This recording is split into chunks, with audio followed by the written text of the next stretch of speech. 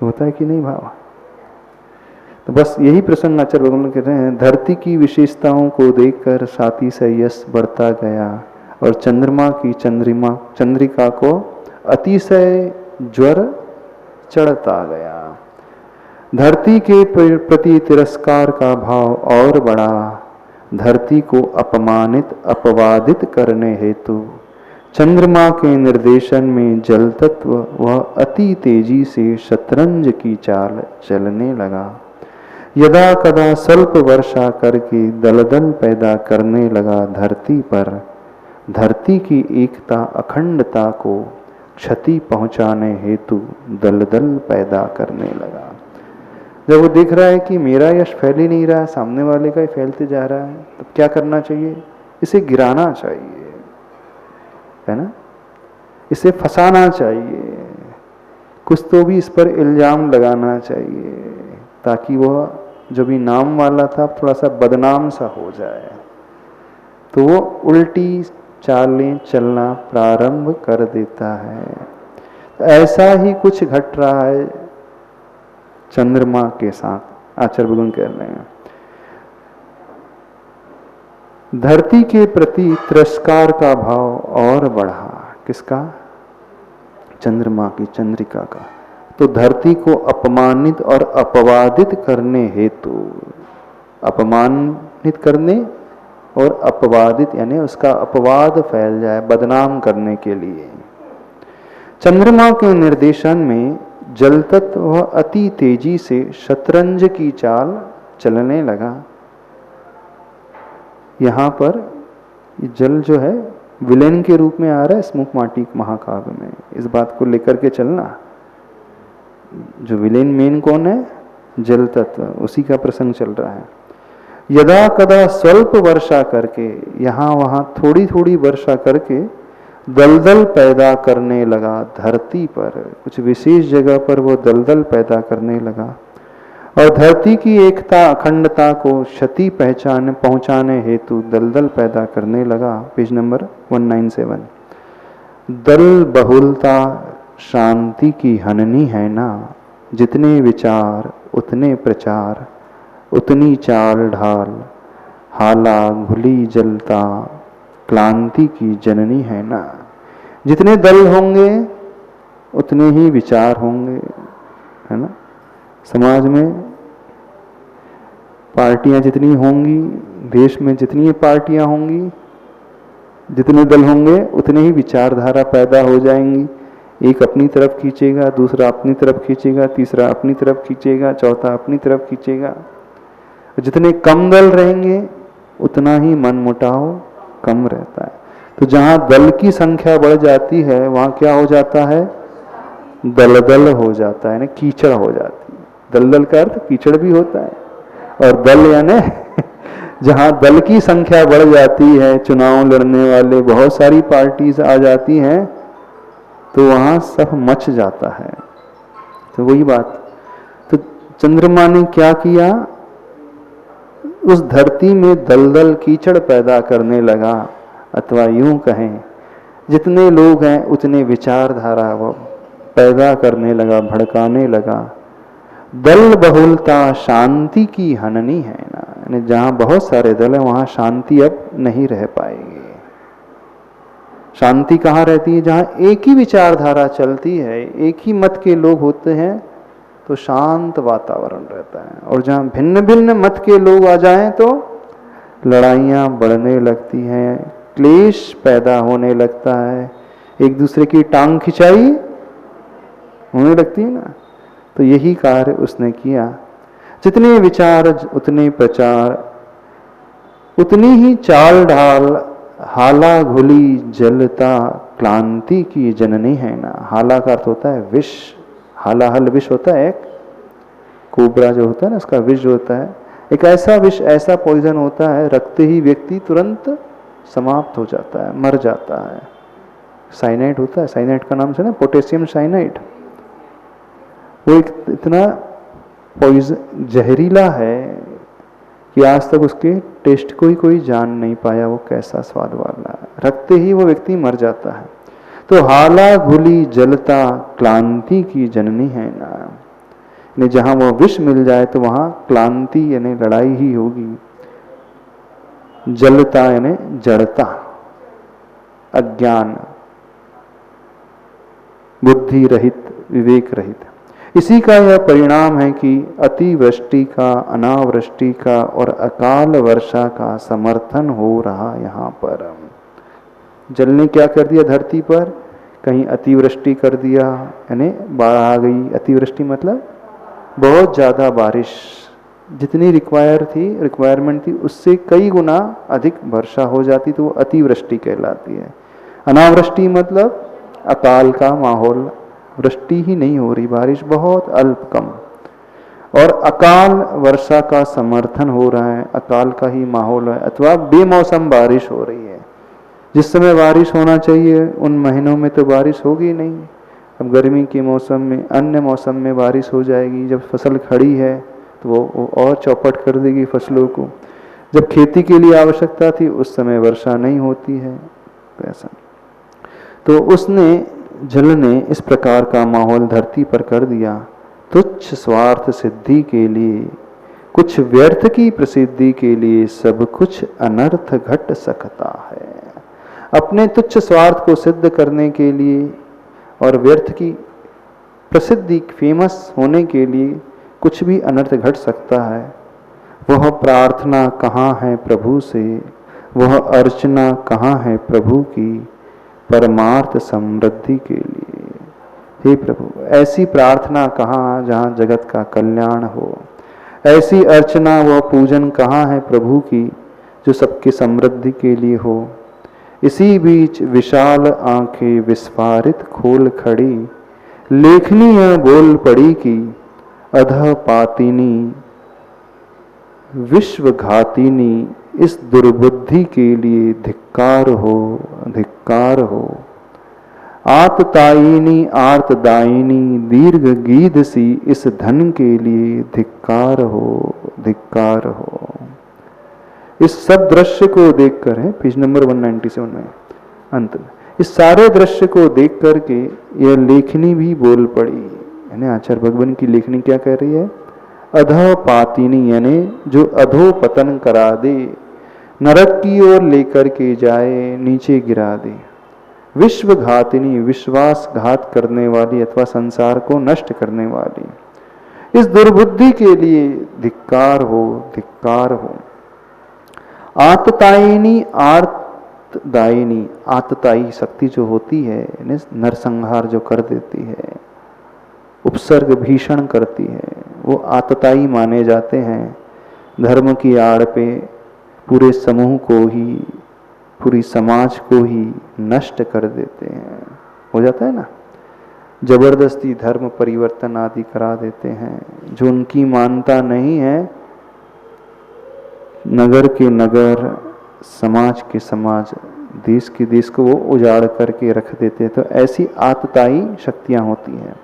आर्तदायिनी, आर्तदायिनी यानी आर्त का अर्थ होता है दुख, आर्त ध्यान होता है ना, एक ध्यान के 4 भेदों में एक ध्यान होता है आर्त ध्यान। आर्त का अर्थ क्या हुआ, दुख, यानी ऐसा ध्यान जो दुखी कर दे, दुख पैदा कर दे।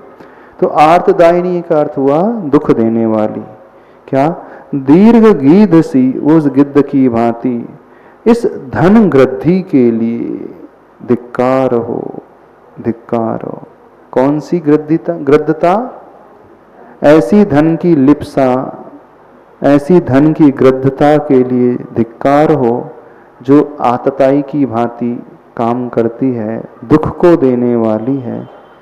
वो ऐसी इस बीच विशाल आंखें विस्फारित खोल पड़ी लेखनी, यानी विशाल आंखों वाली ये लेखनी भी खुल करके सामने आ गई और वह धिक्कार रही है इस विचारधारा को, इस लोलुपता को जो संसार में दुख को ही पैदा करने वाली हो। कुछ लोग उसका प्रयोग कर जाते हैं और कुछ लोग मन ही मन वैसे रह जाते हैं, कर नहीं पाते। जो गलत नहीं कर रहे हैं, कष्ट नहीं दे रहे हैं, बेईमान बेईमानी नहीं कर रहे हैं इसका अर्थ ये मत समझ लेना कि वो बहुत अच्छे ही हों। हाँ, उन्हें बेईमानी का मौका नहीं मिल पा रहा है, बस इतना ही है। गलत करने का चांस नहीं मिल पा रहा है, दूसरों को दुखी करने का वो प्रसंग नहीं मिल पा रहा है, इस कारण वे अच्छे से दिख रहे हैं, बन रहे हैं। तो जो अच्छे से दिखते हैं, बनते हैं अथवा नजर आ रहे हैं, कोई गारंटी नहीं है, आवश्यक नहीं है कि वो भीतर से भी वैसे ही हों। नहीं रखे, समय हो गया। समझ में आ रहा है विषय? नहीं आ रहा? कठिन तो नहीं लग रहा? हाँ, कठिन तो लग रहा है। अच्छा, पढ़ते हैं तो कठिन लगता है। हाँ हाँ, तो क्या समझ में आया आज? हाँ, दूसरे की यश को देख करके ज्वर तो नहीं चढ़ेगा, छाती पर सांप तो नहीं लौटेंगे। अरे बहुत सारे लोगों के छाती पे सांप लौटने लगते, कहावत है छाती पे सांप लौटने लगते। हाँ, क्या नहीं होता तो? हाँ, कहावत तो है, ऐसा ही है संसार, ऐसा ही है, और अधिकतर लोग ऐसे ही है। तो हमें ऐसी धारणा नहीं बनाना है, हमें तो प्रसन्न होना है किसी की ख्याति को देख करके, किसी यश को देख करके भीतर से प्रमोद का भाव लाना है। और ऐसी गृद्धता जो भीतर यदि मौजूद है तो उस गृद्धता को भी छोड़ने की कोशिश करें। कर पाओगे? नहीं कर पाओगे। दो प्रकार के प्रसंगों को आचार्य भगवान ने, दो नहीं राधा 3 प्रकार के प्रसंग को उपस्थित किया। एक तो धरती माँ की उस विशालता को, हृदय की विशालता को, जो शत्रु के उद्धार की बात सोच रही है। दूसरी हमारा जो नेचर है वह यश को पचाने वाला हो, ख्याति को पचाने वाला हो, दूसरों की, पर की, खासकर अपने कॉम्पिटिटर की। बस आसपास सामान्य लोगों से तो ज्यादा कुछ नहीं होता है, कॉम्पिटिटर हो तो तब सहन नहीं होता है महाराज जी, है ना। जो आपका कॉम्पिटिटर है तब सहन हो जाएगा, उसकी ख्याति सहन हो जाएगी? क्यों? अब बताना।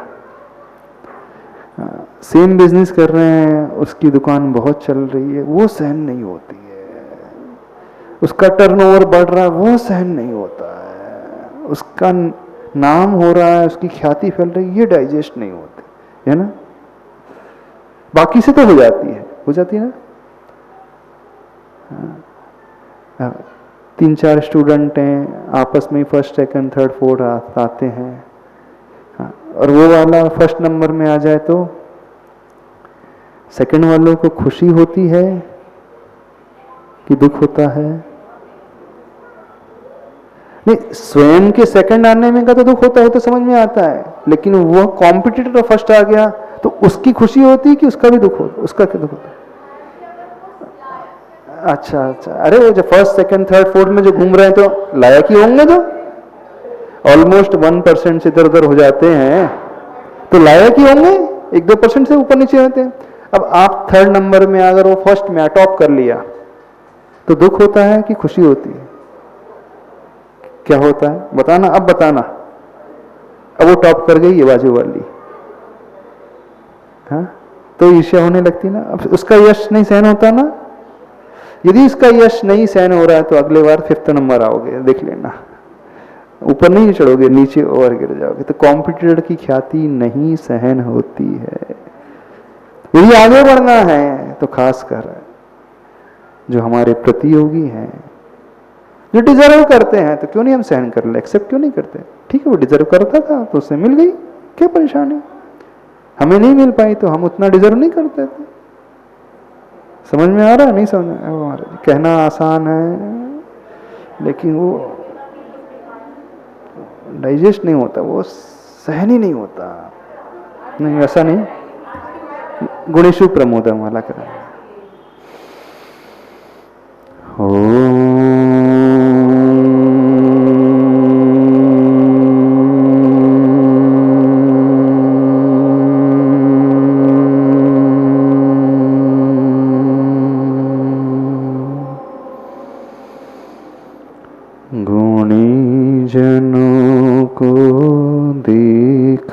हृदय में।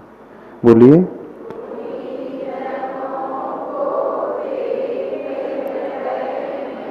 मेरे प्रेम उमड़ आवे,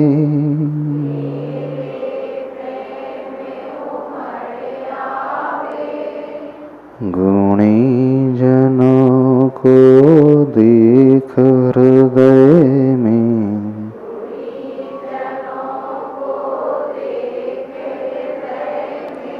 मेरे प्रेम उमड़ आवे,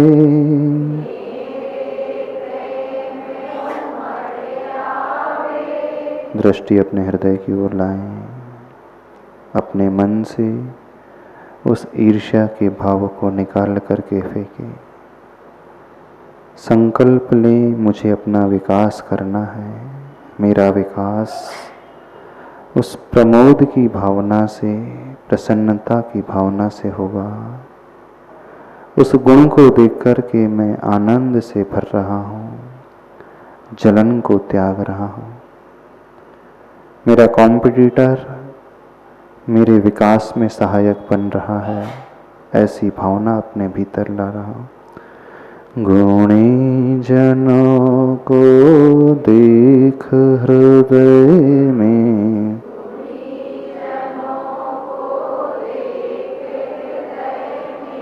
मेरे प्रेम उमड़ आवे,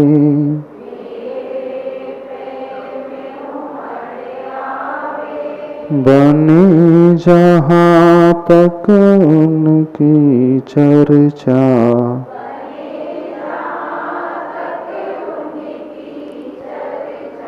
करके यह मन सुख पावे।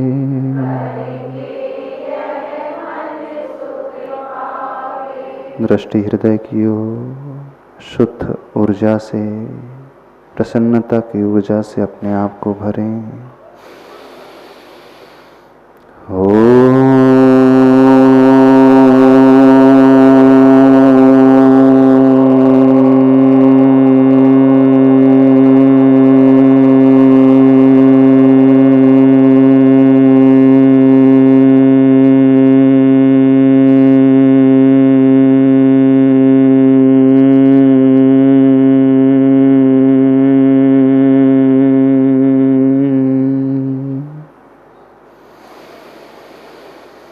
बोलिए भगवान महावीर स्वामी, आचार्य गुरुदेव श्री विद्यासागर जी महाराज।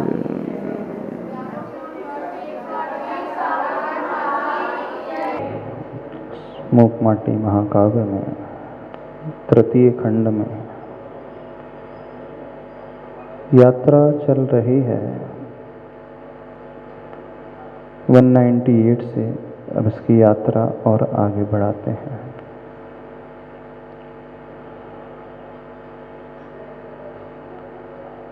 वह शिल्पी जो उस कुंभ को सुखा रहा था,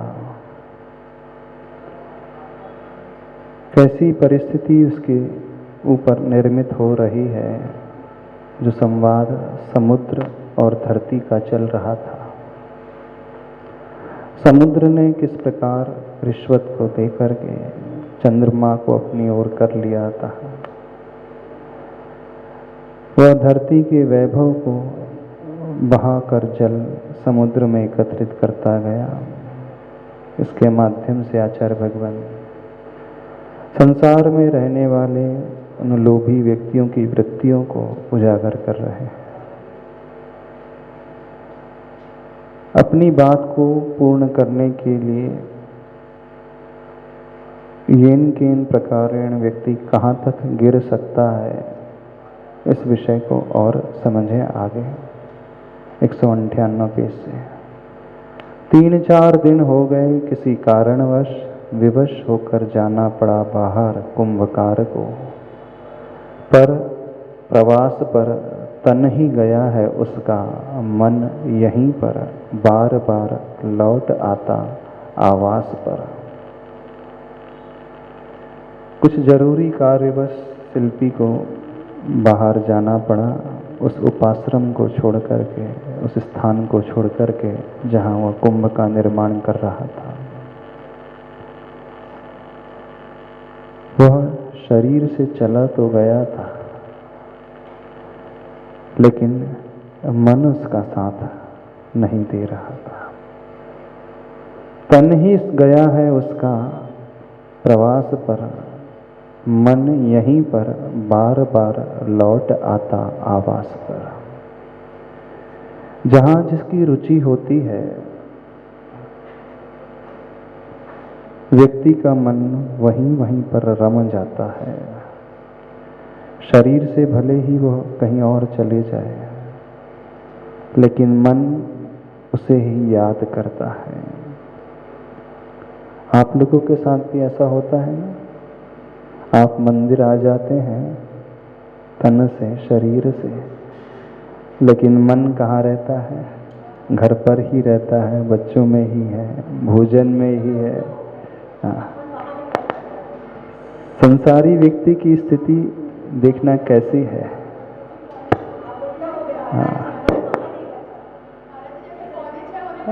उसका मन जो है अच्छे कार्यों में नहीं, बुरे कार्यों में ज्यादा लगता है। भले ही तन से वो मंदिर में है, प्रभु के पास है, और मन से कहाँ रहता है? प्राय अपने मन को वो वहीं छोड़ करके आता है जो उसका प्रिय विषय होता है। और एक के साथ नहीं, अधिकांश लोगों के साथ ऐसा ही होता है। और जहां उसकी आत्मीयता होती है, उसी में रम जाता है। ऐसा बहुत विरलों के साथ होता है। वह तन से सांसारिक कार्य करते रहे और उसका मन जो है प्रभु के पास रहे। शरीर से वह बिजनेस करते रहे, घर गृहस्थी में उलझा रहे, मन जो है धर्म में रहे, शास्त्रों में लगे, गुरुओं के पास लगे, प्रभु के निकट लगे। होना यह चाहिए। यानी जहां मन होता है वो उसके इंटरेस्ट का विषय होता है, उसकी मजबूती उसमें होती है, उसमें वो रचा पचा होता है। और जो तन से कार्य करता है वो मजबूरी में करता है। तो कैसी स्थिति है सांसारिक व्यक्ति की? संसार के प्रत्येक कार्य को वो मन से करता है, लेकिन भक्ति के कार्य, धर्म श्रवण के कार्य जो उसकी आत्मा को ऊपर ले जाते हैं, उन कार्यों को सिर्फ तन से, मजबूरी से करता है। हम यह नहीं कह रहे कि आप घर बार छोड़ ही दो, आप भी संन्यास ग्रहण कर लो, साधु जैसा जीवन ही बना लो, क्योंकि हर एक की क्षमता नहीं होती है इसने इतने त्याग की। लेकिन एक कार्य गृहस्थ श्रावक घर पे रह करके अवश्य कर सकता है कि गृह कार्य को, बिजनेस के, अर्थ पुरुषार्थ आदि को करे, लेकिन मजबूरी में करे। मन तो उसका अच्छे कार्यों में ही लगे। जब जब वो पंच परमेष्टि के निकट आए तो तन और मन के साथ आए, और यहां पर न भी आ पाए तन उसका, तो मन आते रहे। पर होता पूरा विपरीत है।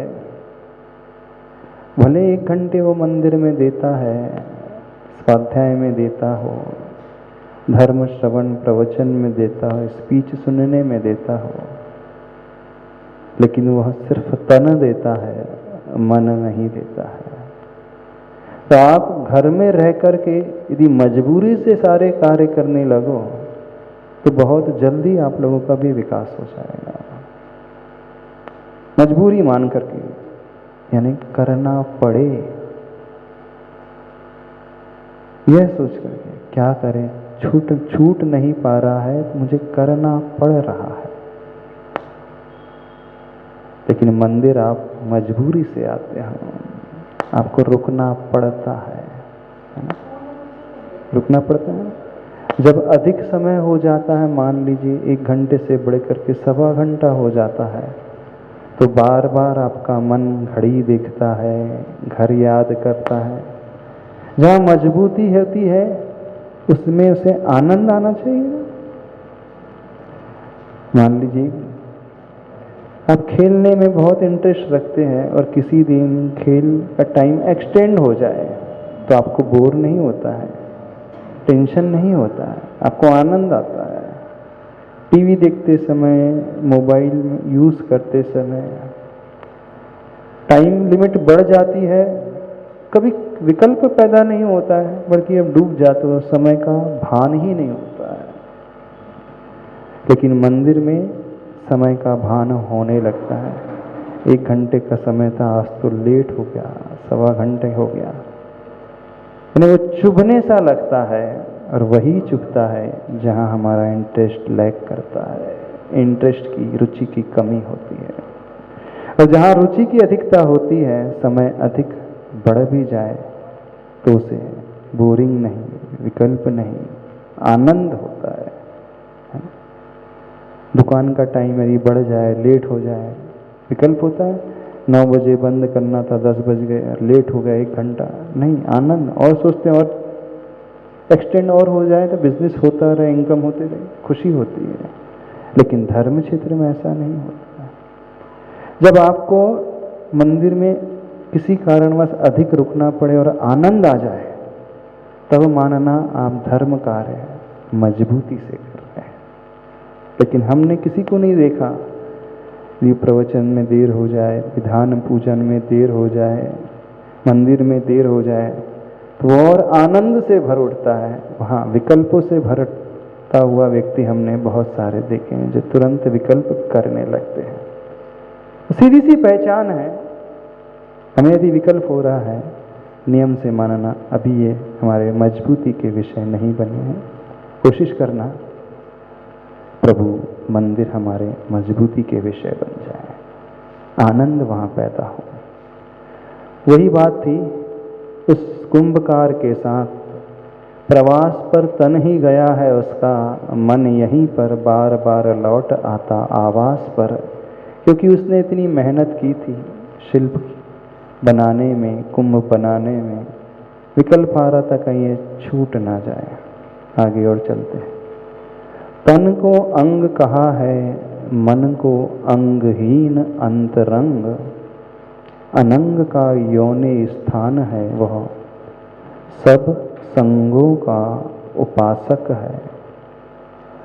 क्या है? सब संगों का उत्पादक है, सब रंगों का उत्पातक है।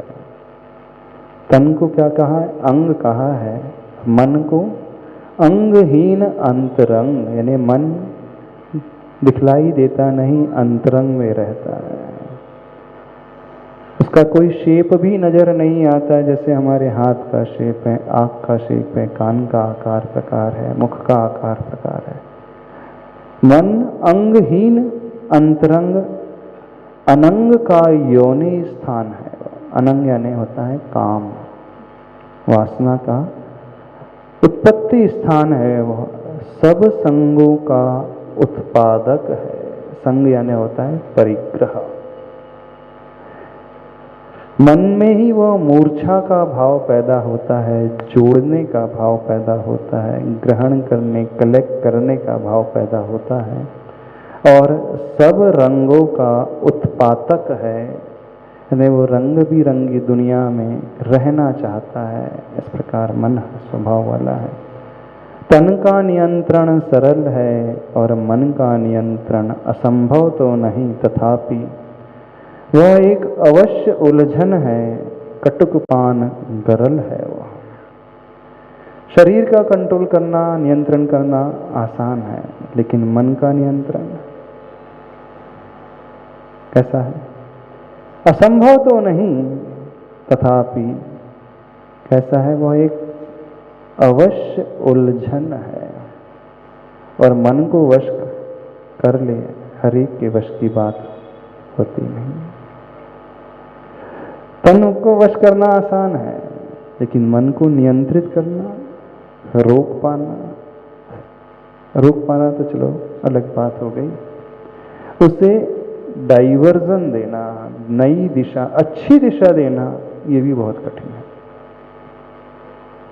एक जगह रोकना तो बहुत बहुत कठिन है, क्योंकि मन का स्वभाव है, चंचल है, भागेगा। हम उसे एक दिशा दे सकते हैं, अच्छी दिशा में, उसी दिशा में वो भागे, दौड़ता चले जाए। तो यह भी एक मन का नियंत्रण माना जाता है। हमने उसे बांधा नहीं है, उसे सत्कार्यों में लगा दिया है। और जो मन को नियंत्रित कर लेते हैं वे ही संयमी माने जाते हैं, साधक माने जाते हैं। जो योगी होते हैं, मुनिराज होते हैं, आचार्य प्रवर हैं, आचार्य भगवान हैं, उन्होंने क्या किया है? उन्होंने अपने मन को श्रुत स्कंद पर रमा दिया। स्कंद का अर्थ वह वृक्ष है, श्रुत रूपी, आगम रूपी वृक्ष पर रमा दिया है। मन को उस बंदर की उपमा दी है, जैसे बंदर का स्वभाव चंचल है, उछल कूद वाला है, ऐसे ही मन का स्वभाव है। हम मन को बांध करके नहीं रख सकते, मन हमेशा इधर से उधर भागेगा, दौड़ेगा। बस हम यह पुरुषार्थ कर सकते हैं कि उसे एक अच्छा सा वृक्ष दे दें जिसमें वह दौड़े, भागे, तो कुछ कंस्ट्रक्टिव पैदा हो, डिस्ट्रक्टिव नहीं, ऊपर ले जाने वाला, ऊपर उठाने वाला, सद्विचारों को पैदा करने वाला। ये पुरुषार्थ समझदार व्यक्ति, ज्ञानी व्यक्ति करते हैं। तो यहाँ कहा जा रहा है मन का नियंत्रण असंभव तो नहीं है, तथापि वह एक अवश्य उलझन है। कटुक पान गरल है वह, गरल का अर्थ होता है विष, वह कड़वे विष को पीने की भांति है। क्या? जो मन को नियंत्रण में रखना सीख लेता है, जिसने मन वश में कर लिया, उसने समझना सारी दुनिया को वश में कर लिया। क्यों आचार्य भगवान के चरणों में सारी दुनिया नतमस्तक होती है? कभी सोचा? क्या इसलिए कि इतनी भीड़ उनके पास? क्या इसलिए कि इतना बड़ा संघ उनका है? क्या इसलिए कि इतना दान वो एकत्रित करवा देते हैं? क्यों उनके पास झुकी रहती है, निकट में आना चाहती है? बताइए। क्या इसलिए कि बहुत सुंदर दिखते हैं? क्यों? क्या इसलिए कि उनका बहुत नाम है? इसलिए नहीं। एक ही हेतु है, उन्होंने अपने मन को वश में कर लिया। और जो अपने मन को वश में कर लेता है, दुनिया उसके वश अपने आप हो जाती है। वह दुनिया को वश करना नहीं चाहता, स्वतः ही दुनिया उनकी वशीभूत हो जाती है। क्योंकि अन्य लोगों को वश में करना भय से, लोभ से आसान है, लेकिन मन को वश में करना दुर्लभतम है। और जितने भी भगवान बने हैं वे सब मन के संयमन से बने हैं, मन के नियंत्रण से बने हैं। तो मन के नियंत्रण की साधना सबसे बड़ी साधना है, सबसे बड़ी तपस्या है, सबसे बड़ा त्याग है, सबसे बड़ी पूजा है, सबसे बड़ी आराधना है। हाँ, इससे बड़ा कुछ भी नहीं है। खासकर उस समय जब आंख खुलते ही चारों तरफ सब अच्छा ही अच्छा नजर आता है, रंगीन दुनिया नजर आती है। उस रंगीन दुनिया में भी जो रंगहीन बन करके रहता है, वही मन को वश में करने वाला माना जाता है। क्या कहा गया है? रंगीन दुनिया में भी रंगहीन बन करके रहे, उसे बाहर के रंग प्रभावित न कर सके, उसे आत्मा का रंग ही प्रभावित करता है, अंतरंग में ही वह रहना चाहता है। तो ऐसा जो अंतरंग में रहना चाहने वाला व्यक्ति ही अपने अंतरंग यानी मन को वश में करने वाला होता है। ऐसे व्यक्तित्व के पास श्रावक तो छोड़ दो, देवता लोग भी आकर के कृतकृत्य हो जाते हैं, धन्य मानते हैं। देवताओं के पास सारा वैभव है, कोई कमी नहीं है, लेकिन वे देव भी एक सर्वस्व त्यागी और मन को वश में करने वाले आचार्य भगवान के चरणों में झुके रहते हैं, सेवा करते हैं, वैयावृत्ति करते हैं और अपने आप को धन्य मानते हैं। हमारी पर्याय हमारा जीवन सार्थक हो गया। तो मन को वश करना सबसे कठिन साधना को करना है। दुनिया में इस साधना को यदि कोई कर सकता है तो एकमात्र दिगंबर संत ही कर सकते हैं, अन्य कोई नहीं कर सकता, कोई कर ही नहीं पाता। तो मानना सबसे बड़ी है साधना है। कैसी है वो? कटुक पान गरल है वो, उस विष को पीने की भांति है। कुंभकार की अनुपस्थिति होना, कुंभ में सुखाव की उपस्थिति होना, यह स्वर्णावसर है मेरे लिए, यूं जलधि ने सोचा। और हर हर कहती लहरों के बहाने बादलों को सूचित किया, अपनी कूट नीति से जो पहले से ही प्रशिक्षित थे। अब ऐसी परिस्थिति में जहां कुंभकार नहीं था, तो एक स्वर्णिम अवसर उस समुद्र ने सोचा समझा जाना। पर क्या चिंतन करता है कि इससे अच्छा गोल्डन चांस नहीं मिलेगा। किस लिए? बदला लेने के लिए, उस कुंभ को नष्ट करने के लिए। ऐसा क्या प्लानिंग करता है?